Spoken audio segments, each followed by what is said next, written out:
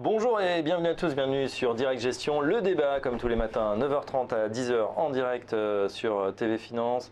Deux experts ce matin pour nous accompagner et décrypter cette folle journée d'hier et bien sûr ses conséquences. On accueille Joseph Alfonsi, le directeur de la gestion de LGA Investissement Associés. Bonjour Joseph. Bonjour Fabrice. Et Pierre Bismuth, directeur général responsable des gestions de Myria AM. Bonjour Pierre. Bonjour Fabrice. Alors messieurs, c'est compliqué de décrypter tout ce qui s'est passé, on va tenter de le faire. En tout cas, ce qu'on peut dire, c'est que Super Mario a ressorti le bazooka, même si ça n'a pas convaincu les marchés, en tout cas à très court terme. Joseph.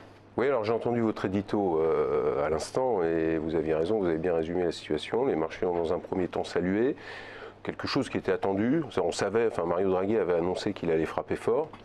Et je pense qu'il avait en tête la déception des marchés lors de sa précédente intervention en décembre. Ouais.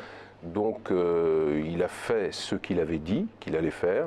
Les marchés ont dans un premier temps salué, puis bizarrement derrière, c'est retombé. Alors il y a eu une petite nouveauté, c'est-à-dire que la BCE a d'abord fait des annonces à 13h45, a annoncé en cascade toutes les mesures qu'elle avait arrêtées, et il y a eu la conférence de presse ensuite, au cours de laquelle Mario Draghi est rentré dans les explications. Et c'est à ce moment-là, on va dire, alors on essaye de décrypter à chaque fois. Il aurait mieux fait de ne pas parler finalement. Voilà, c'est ce que j'allais dire. Les annonces, quelque part, s'il n'y avait eu que les annonces, sans doute les marchés s'en seraient contentés. On serait resté sur une belle journée. Et puis, il est rentré dans les explications et semble-t-il, la phrase qui n'aurait pas plu, c'est lorsqu'il a dit que les taux ne baisseraient plus dans un avenir proche.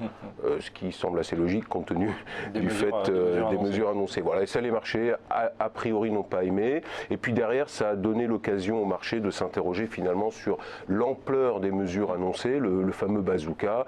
Alors, est-ce que c'est efficace? Est-ce que finalement, les mesures qui sont annoncées vont davantage aider l'économie que de créer de la déstabilisation ou des distorsions supplémentaires? Et deuxièmement, est-ce que finalement Mario Draghi et la BCE, les banquiers centraux, ne seraient pas plus inquiets compte tenu des événements pour sortir un arsenal aussi lourd?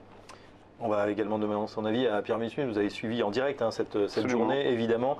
Qu'est-ce qui s'est passé exactement? Est-ce que vous êtes d'accord avec le constat qui a été fait? Oui, mais je pense que si on remet les éléments à leur place, on a quand même des prévisions économiques qui sont pas formidables, on va dire, puisque l'inflation est revue drastiquement à la baisse. Et même les prévisions de croissance sont revues drastiquement à la baisse. Donc si on part de ce constat-là, on fait des annonces qui sont effectivement de type bazooka, et il y a un petit problème lors de la conférence de presse, puisque Mario Draghi a eu du mal à expliquer le mécanisme affecté aux banques, puisqu'il a dit, vous verrez, il y aura le détail dans le communiqué de presse. Donc ça veut dire en gros que c'était quand même très compliqué comme opération. Et on a finalement justement ce que vous avez dit très bien, le fait que le taux ne va plus baisser. Donc on a des prévisions de croissance qui sont très basses, des prévisions d'inflation qui sont vraiment très basse, et on dit que finalement on est un peu arrivé au bout.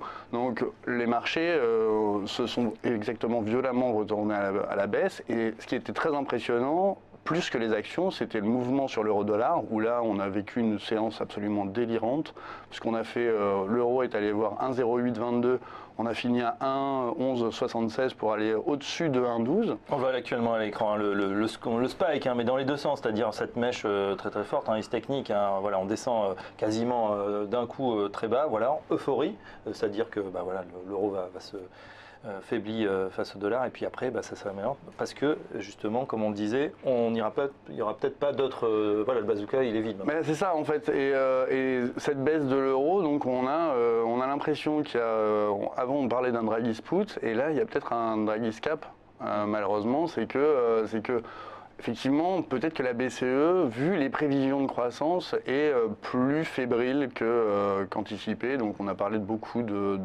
munitions en plus, mais ça a véritablement, une fois de plus, déçu les marchés.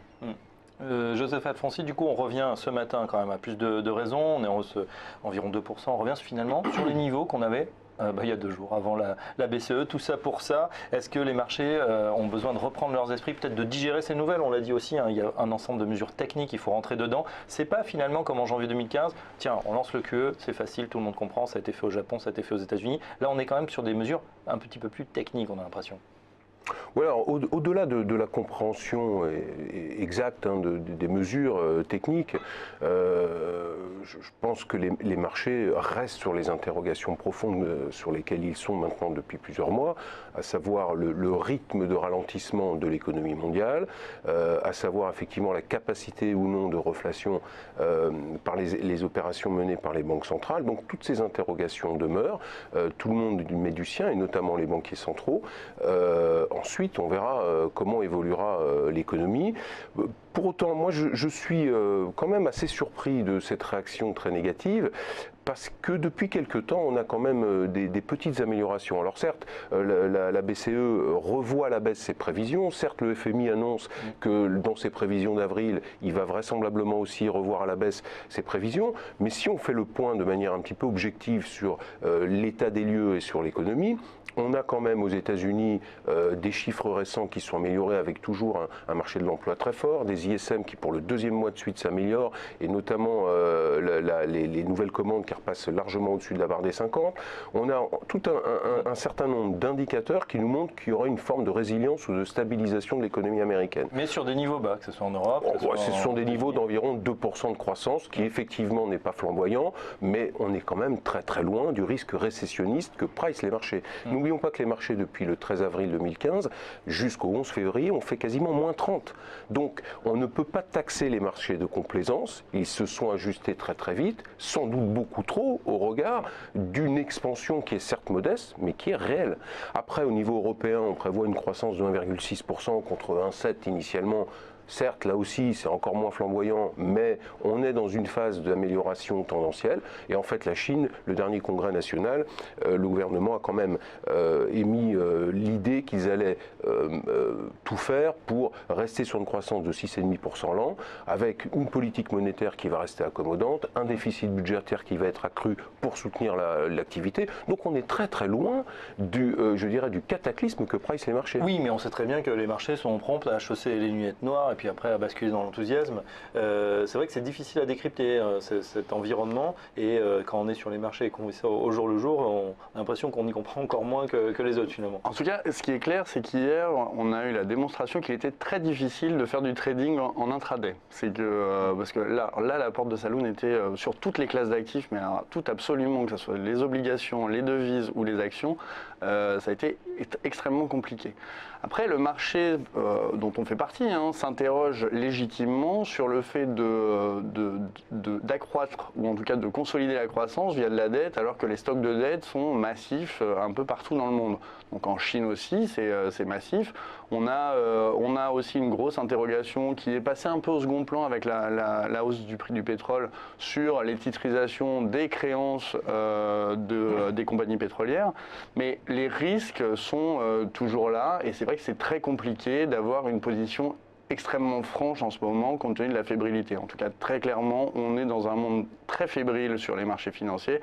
On a bien vu que la moindre petite phrase pouvait faire tout dévisser. Je reviens sur le temps justement d'investissement des traders. Ah bah oui, ça marche pas tous les jours, surtout des journées comme ça, il vaut mieux en rester éloigné. Ça veut dire qu'au contraire, on a besoin de plus de recul, d'analyser dans la durée, parce que là voilà, on était quand même on a été surpris par cette baisse de début d'année. On s'est dit bon, il y a peut-être un point bas là en dessous de 3009, on tire l'élastique un peu bas. Ça revient aujourd'hui sur les 4004, 4005, et on se demande, en tout cas les analystes techniques nous disent attention, on est dans un cycle baissier long terme qui peut reprendre à tout moment. C'est ça qui inquiète aujourd'hui aussi. C'est ça qui inquiète, et on voit que la volatilité des marchés, donc la volatilité estimée, donc prospective, a des variations qui sont assez fortes. Donc la volatilité de la volatilité est très importante, et c'est important de vérifier des indicateurs purement techniques pour pouvoir gérer l'exposition des fonds aux actions.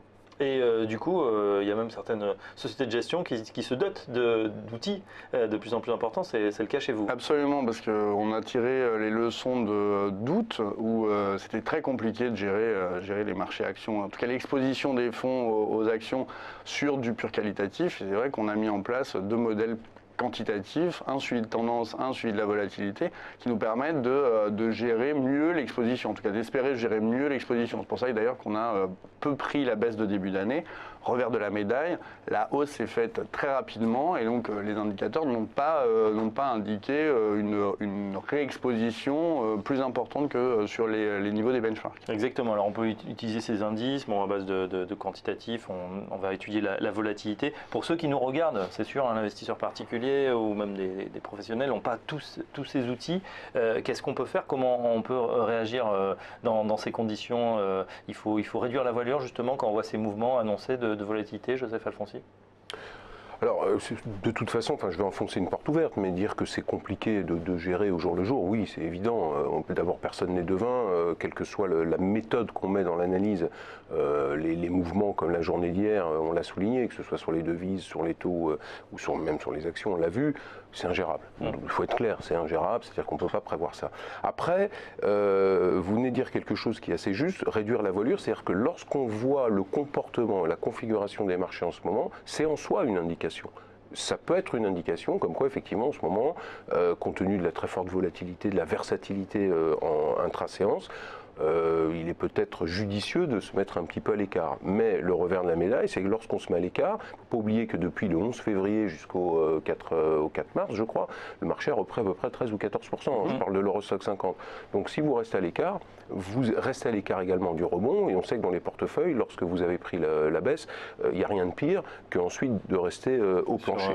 Sur le bord du chemin. Sur le bord du chemin. Alors ça veut dire que, pour répondre plus précisément à la question, ou bien on s'extrait, mais avec le risque d'être absent dans les phases de rebond, et c'est très dommageable pour les performances des portefeuilles, ou bien on essaye de faire le dos rond en s'en remettant à une analyse un peu plus fondamentale, en essayant de passer le cap, de voir un peu plus loin, de se dire on accepte à court terme d'être chahuté. Alors certes, on transpire, on va dire, mais quelque part il faut s'en tenir à des référents, et les références sont les fondamentaux, que ce soit macro ou micro. On a vu les profits, on voit en ce moment que les analystes aussi sont un peu perdus parce qu'il y a des révisions drastiques d'espérance de résultats, en tout cas d'estimation de résultats. On est passé quasiment d'espérance à 2 chiffres en début d'année, on était à 8%, on est tombé à 2 sur le S&P, on est tombé quasiment à 0 de progression de résultats anticipés sur 2015. Donc on voit que les analystes aussi perdent aussi leur latin. Début d'année, voilà, on révise à la baisse, mais globalement, si on s'en tient après au réel, lorsqu'on regarde la publication sur le S&P, les dernières publications, on a, je crois, de l'ordre entre 60 et 70% des publications qui sont avérées supérieures aux attentes. Comme d'habitude, j'allais dire. Donc ça veut dire que quelque part, par-delà les interrogations, les inquiétudes, les entreprises continuent à être là, à créer de la valeur et à délivrer des résultats. Et au final, le marché, in fine, reviendra inévitablement à ses fondamentaux. On revient aux fondamentaux. D'ailleurs, Warren Buffett, un illustre aîné, un gourou peut-être, ne dit pas le contraire. Il dit justement ça peut être une belle année. Lui, en tout cas, il est acheteur. Bon, il est peut-être plus entrepreneur d'ailleurs que gérant aujourd'hui. Ouais. Mais il y a un indicateur qui est assez intéressant et qu'on suit du fait de l'avenue d'un gérant action chez Miriam qui s'appelle Nicolas Lasserie. C'est la corrélation entre les performances des marchés et les prévisions des analystes. Et on voit en fait avec ce graphique que je vous enverrai si vous voulez, que le S&P finalement suit parfaitement les progressions de résultats. D'ailleurs, il fait 0 ou 0 moins 5 depuis 2 ans. Et en fait, les résultats des entreprises américaines ne progressent pas et on voit que c'est parfaitement cohérent. C'est parfaitement cohérent au Japon. Là où c'est pas cohérent, c'est en Europe où on a véritablement un différentiel de valorisation entre les marchés et les progressions de résultats. Donc finalement, le marché revient toujours aux fondamentaux. Bon, c'est une bonne leçon, surtout dans ces séances hyper volatiles. On continue ce débat dans un instant. Reste avec nous sur TV Finance.